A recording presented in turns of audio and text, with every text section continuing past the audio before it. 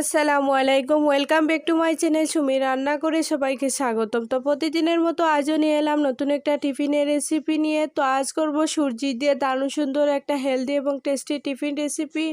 তো ভিডিওটা না কেটে সম্পূর্ণ দেখার অনুরোধ রইল। তো চলুন বন্ধুরা, আজকের রেসিপিটি শেয়ার করা যাক।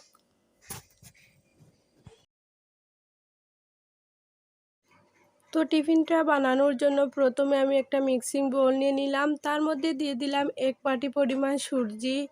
তো এখানে মিডিয়াম বাটি দিয়ে কিন্তু 1 বাটি পরিমাণ সুজি নিয়ে নিয়েছি, আর অবশ্যই সুজিটা একদম ছোটো দানার সুজি নিয়ে নিয়েছি।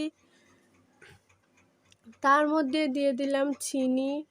তো এখানে আমি 1.5 টেবিল চামচ চিনি এড করেছি, আপনারা আপনাদের পছন্দ অনুযায়ী মিষ্টিটা দিয়ে দেবেন। তারপর দিয়ে দেবো পরিমাণ মতো সামান্য একটু লবণ। তো মিষ্টি জিনিসের মতো সামান্য একটু লবণ দিলে কিন্তু মিষ্টির ব্যালেন্সটা ঠিক থাকে। তারপর এখানে অ্যাড করে দেবো 1 চা চামচের মতো লেবুর খোসা। তো এক টুকরো লেবুকে আমি গ্রেট করে দিয়ে দিয়েছি, আপনারা এখানে লেবুর রসও ব্যবহার করতে পারেন। তো এই জিনিসটা চেষ্টা করবেন দেওয়ার জন্য, এতে খেতে কিন্তু ভীষণ ভালো লাগবে। তারপরে এই উপকরণগুলিকে চামচের সাহায্যে খুব ভালো করে মিশিয়ে নেব। তো করে থাকা সামান্য উপকরণ দিয়ে কিন্তু এই রেসিপিটি তৈরি করা যায়। আমার চ্যানেলে নতুন বন্ধু পুরনো বন্ধু সবাইকে স্বাগতম। তোমাদের জন্য অনেকটা ভালোবাসা, তোমরাও এভাবে আমার পাশে থেকো বন্ধুরা। এবার এখানে অ্যাড করে দেব 2 চা চামচের মতো গুঁড়া দুধ। এই গুঁড়া দুধটা দেওয়ার কারণে অনেক সুন্দর একটা ফ্লেভার আসবে। তো একটু চেষ্টা করবেন এই গুঁড়া দুধটা দেওয়ার জন্য, এতে কিন্তু টেস্টটা ভীষণ ভালো আসবে। তারপর ভালো করে আরও একটু সময় এটাকে নাড়াচাড়া করে মিশিয়ে নেব।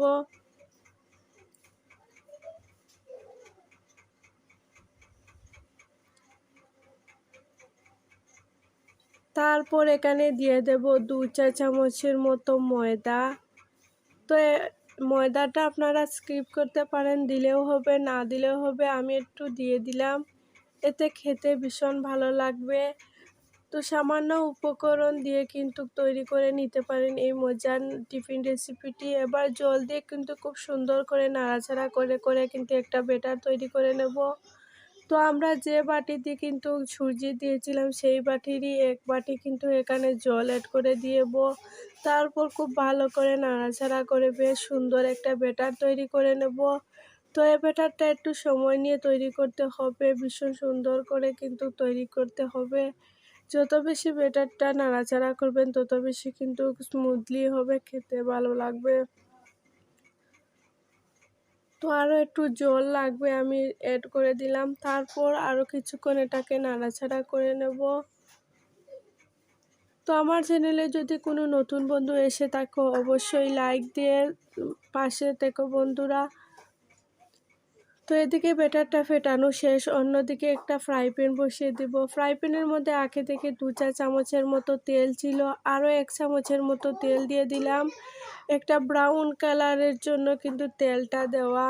তারপর কিন্তু এখানে ব্যাটারটা দিয়ে দেব। তো অর্ধেক অর্ধেক করে কিন্তু দুটো ব্যাটার আমি টিফিন তৈরি করব। তো এখানে কিন্তু পুরো অর্ধেকটা ব্যাটার আমি দিয়ে দেব।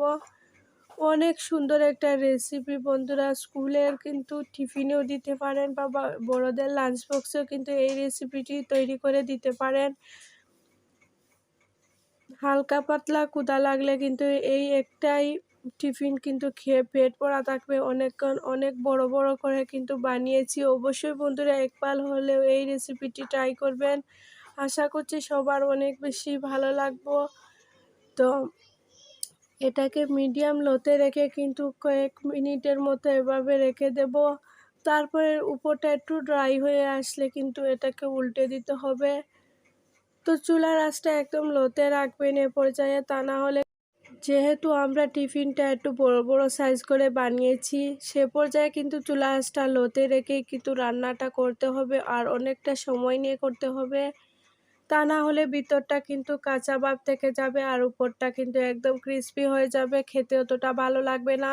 তারপর কিন্তু এক সাইড একটু ভাজা হয়ে গেলে অপর সাইডটা একটু উল্টে দেব। দেখুন মাশাআল্লাহ কালারটা কতটা সুন্দর হয়েছে। এবার কিন্তু এটাকে উঠিয়ে নেব। সেম প্রসেসে কিন্তু আরেকটা টিফিন আমি তৈরি করে নেব। তো পুরো অর্ধেকটা ব্যাটার দিয়ে কিন্তু তৈরি করে নেব। একদম বড় বড় সাইজ করে কিন্তু আজকের টিফিনটা বানিয়ে নিলাম। একটাই খাওয়া কিন্তু অসম্ভব হয়ে পড়বে, এত মজার একটা রেসিপি। তো এটাকেও সেম প্রসেসে কিন্তু এটাকে ভেজে নেব। তো ঘরে থাকা উপকরণ দিয়ে কিন্তু তৈরি করা যায় এই মজার টিফিন রেসিপিটি। অনেক সময় আমাদের ঘরে থাকে কিন্তু আমরা বুঝতে পারি না কি টিফিন বানাবো।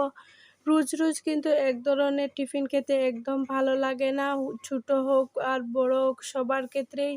তো প্রতিদিন একটু ভিন্ন ভিন্ন করে বানালে কিন্তু বাচ্চারাও অনেক বেশি তৃপ্তি করে খায়, বড়োদেরও কিন্তু অনেক বেশি ভালো লাগে। তারপর দেখুন আবারও টিফিনটাকে খুব সুন্দর করে দুনো সাইড কিন্তু ব্রাউন কালার করে ভেজে নিলাম।